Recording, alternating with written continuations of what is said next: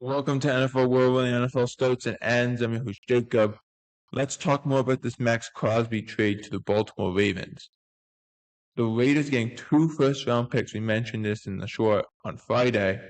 2 first-round picks. Pick 14 by the Baltimore Ravens and that 2027 first-round pick, which is a lot. The Raiders were offering, or asking for, I should say, the Michael Parsons deal. So you're talking about a player who's got more wear and tear on his body, who ended the year on the injured reserve list. It makes it very difficult to trade a player like that. So they were not going to get 2 firsts in a playoff. That just wasn't going to happen. Not because Maxx wasn't that kind of player. Because, and as we'll say later on in the video, is he better than any first-round pick you'll get this year and next year? Yeah. If you have that first-round pick play right away, yes, he will be. But what's it going to be 2-3 years down the road when he gets into his 30s? Because he's only 28. He's going to be 29 during the season or during the offseason. We're going to see what happens for Maxx. But I think it was good for him. He said on his podcast that he still plans to retire a Raider when all is said and done. I mean, this is the guy who tattooed a Raiders logo on his body. So obviously it means something to him. He was 100% the most Raider guy on that team, but this team only won 3 games last year. They couldn't do anything. And you had a guy who had a big contract who the new team could restructure and save a lot of money. This was according to Spotrac on this saying that Maxx Crosby's cap hit this year $35 million. But you could restructure it. So on the salary cap, he'd only cost about $7 million, a little over that. How does a restructure work? This is not a very confusing subject. The player's still getting the money. The salary cap is how much a team has to pay per player. So the best way I can explain it is you have a certain number. The number this year is $301 million. So therefore, on the salary cap, it has to be that amount when your team is all said and done by the end of the year. So you have to be under that number by Wednesday of free agency week, which is this week. That has to account for free agent players under contract currently, and draft picks, drafting players, those guys. That all has to account. You have to be under or at that $301 million range. You can do things like restructures and salary cap bonuses and all that stuff to move money around so they don't end up on the salary cap, and that way you can shorten it up and have more room. You can do that. That's not illegal. That's fair. You can do that. Different teams do it in different ways. So all I'm saying is, as a restructure, they cost less on their salary cap. They still get their money. They just cost less. It's a weird. Think of it this way: when you go to a store, and one day, this item is a certain price, and then the next week or so, it's lower or higher. That's essentially what it would look like. If it's higher, it might be higher for a few weeks, but then it's going to go back down again. Think of it that way. That's the best way I can explain it. So what I was trying to say is the new team trading for Maxx Crosby could restructure him so he doesn't cost them really anything.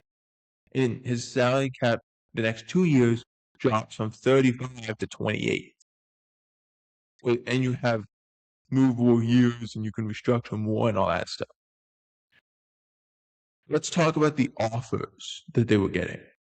Diana Lucini tweeted out on X on Friday morning, because I was up, I saw it. She tweeted out that the Cowboys and Ravens are closely monitoring monitoring the situation with the Raiders. And I took that as those are the two teams that are really interested in Maxx Crosby, that are probably going to do whatever it takes to get him if the price was right. I'm not trying to steal the Price is Right slogan. That's just the way it works. On Friday night, I on my phone, and then every I own, saying that Maxx Crosby has been traded to the Baltimore Ravens for 2 first-round picks, one in 2026, one in 2027. They didn't trade a player. My guess is the Raiders did not get the offers they wanted. That's my understanding. They didn't get the offers they wanted because even Dallas's offer was not 2 first-round picks. It was a first-round pick, a player, and then another pick. It just so happened the player was willing to be traded, was willing to move, or willing to be moved, I should say. And the Raiders did have some interest there. But when we talk about the Ravens, they weren't willing to trade away to play. They want to win now. So they're not going to trade anybody away. They're just not going to do that. And how are they going to get top value? Because the Ravens, they had a lot of good pieces. We talked about the Bears having no pieces to trade. This is a team who had plenty of pieces that they could trade. The Ravens just like, we have Kyle Hamilton. We have Metabike, who is coming off a season-ending neck injury, so we don't know if he's going to be ready to go. But we have some good pieces. Does this work? And the answer is no, it did not. It did not work,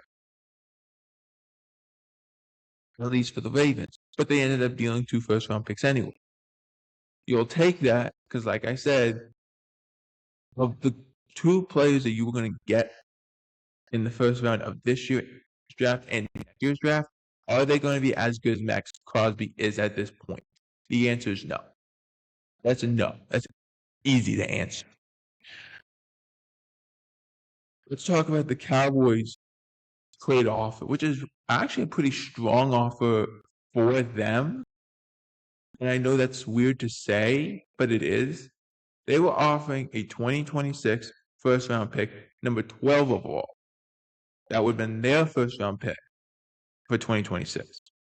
A 2027 second-round pick, and a player named Oso Odigizua, who is the third guy in their defensive tackle rotation after acquiring Kenny Clark and Quentin Williams last year. So they paid heavily last offseason. Didn't do a whole lot. I think there's concern he doesn't fit the system the way the new defense coordinator of the Cowboys, Christian Parker, wants him to.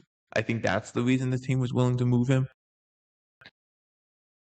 And the Raiders were interested. It just never went down that way. Maybe there's still a trade to be made for someone else if you're the Raiders, and maybe you call the Cowboys again about Oso Odigizua. But at this point, I just don't see how you can. And I think the Cowboys kind of, and expected at the time, to pivot from Maxx. Like, I remember early last week, there was a report that came out that a trade could be done with Maxx Crosby that week. And that was according to Albert Breer. So it's a well-known source. And then there was talk about the Cowboys expected to pivot because they were moving off Maxx Crosby because it was too expensive. But then, like a day or two later, it came out that they were not. They were actually in the thick of it. And they were probably like, I'm not saying they're the only 2 teams that offered a player or offered anything or offered a good trade offer. I don't know what the Raiders were expecting to get. I think they were surprised they got 2 first. And they'll take it because they need to build that team back. That team was terrible this year. It was terrible. You win 3 games. Your offense was a disaster. led by Chip Kelly and Geno Smith. It was terrible. The defense was awful, but somehow still better than the offense. The special teams was the best part of that team, and it wasn't very good. Like, you can't deny it. The coaching was bad. Everything was bad. And I'm a big fan of Pete Carroll. That was too big of a job for him to overtake. You can't give him that responsibility at his age and say, oh yeah, this would work. It was never going to work. His age, that was a multi-year process. You're going to need a young coach who can take that multi-year process.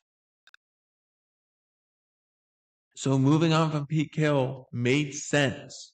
It made sense. It really did. Now, do I agree that Clinton Kubiak is the best guy for the job? I mean, he was in a Super Bowl. He won a Super Bowl as a coordinator. He has earned a head coaching job, I think. It's just, will he be good at it? We'll have to wait and see. I wonder how much leeway they get. Because I remember he was talking to the media in his introductory press conference, saying, I had a cup of coffee with Matt. Seems like a great dude. I want to build a defense around him.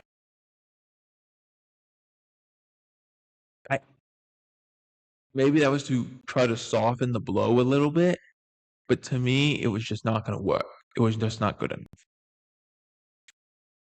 Let me know in the comments, were you surprised that Maxx Crosby got traded? Not surprised what the Ravens gave up for him. Not surprised what the Cowboys offer was. Were you surprised Maxx Crosby was traded?